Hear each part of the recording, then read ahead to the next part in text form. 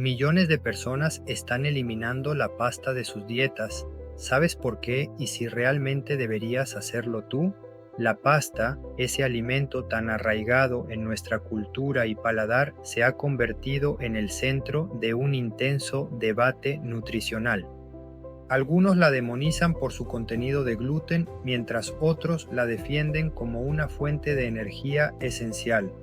Pero, ¿qué hay de verdad en todo esto? Hoy vamos a explorar a fondo si la pasta es realmente tu enemiga o si puede ser una aliada para tu salud intestinal, basada en la evidencia científica.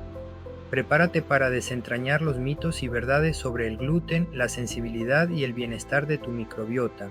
Desde hace algunos años, parece que el gluten se ha convertido en el villano de la historia para muchos. Se le atribuyen problemas digestivos, inflamación, fatiga e incluso problemas autoinmunes. Es fácil sentirse abrumado con tanta información, y la idea de eliminar el gluten de nuestra dieta, y por ende la pasta, parece una solución mágica a muchos males. Pero la realidad es más compleja y matizada de lo que parece en los titulares. Empecemos por definir qué es el gluten. Es una familia de proteínas que se encuentran naturalmente en cereales como el trigo, la cebada y el centeno. Es lo que le da elasticidad a la masa de la pasta y el pan y esa textura tan característica. Para una pequeña parte de la población, el gluten es sin duda un problema serio.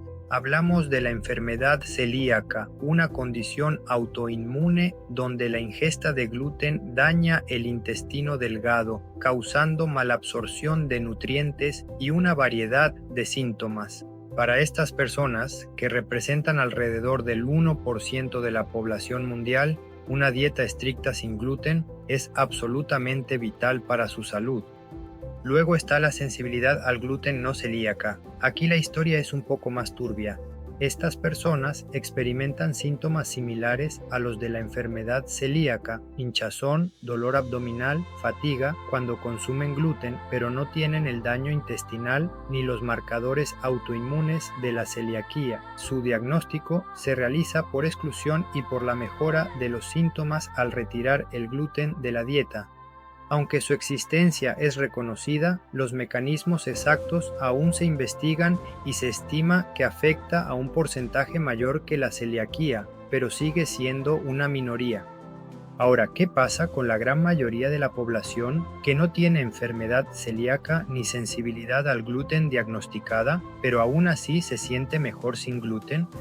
Aquí es donde entra en juego la salud intestinal y otros componentes de los alimentos. Muchas veces, lo que se atribuye al gluten en realidad puede ser causado por otros compuestos presentes en el trigo, como los fructanos, que son un tipo de FODMAP.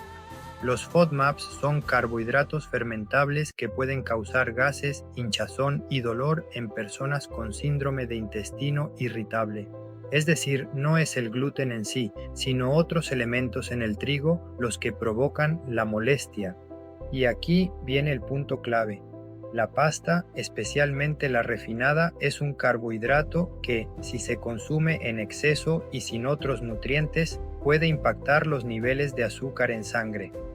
Sin embargo, la pasta integral, rica en fibra, tiene un efecto mucho más benigno en la glucosa y es un alimento prebiótico, lo que significa que alimenta a las bacterias buenas de nuestro intestino. Consumir pasta integral con moderación, acompañada de verduras, proteínas y grasas saludables, puede ser parte de una dieta equilibrada y beneficiar a tu microbiota intestinal. Para la mayoría de nosotros, la clave no es eliminar la pasta, sino elegir la versión integral y combinarla de forma inteligente. Si sientes que la pasta te sienta mal antes de eliminarla por completo, considera si podrías estar reaccionando a otros componentes, a la cantidad que consumes, o si una consulta con un profesional de la salud podría ayudarte a identificar la causa real. En resumen, no hay una respuesta universal a si deberías dejar de comer pasta. Si tienes enfermedad celíaca, la respuesta es un rotundo sí. Si tienes sensibilidad al gluten no celíaca, una dieta baja en gluten podría ayudarte.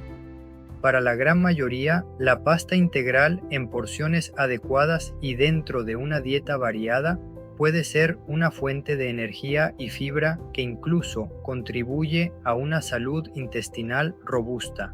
La clave está en escuchar a tu cuerpo y buscar un equilibrio informado.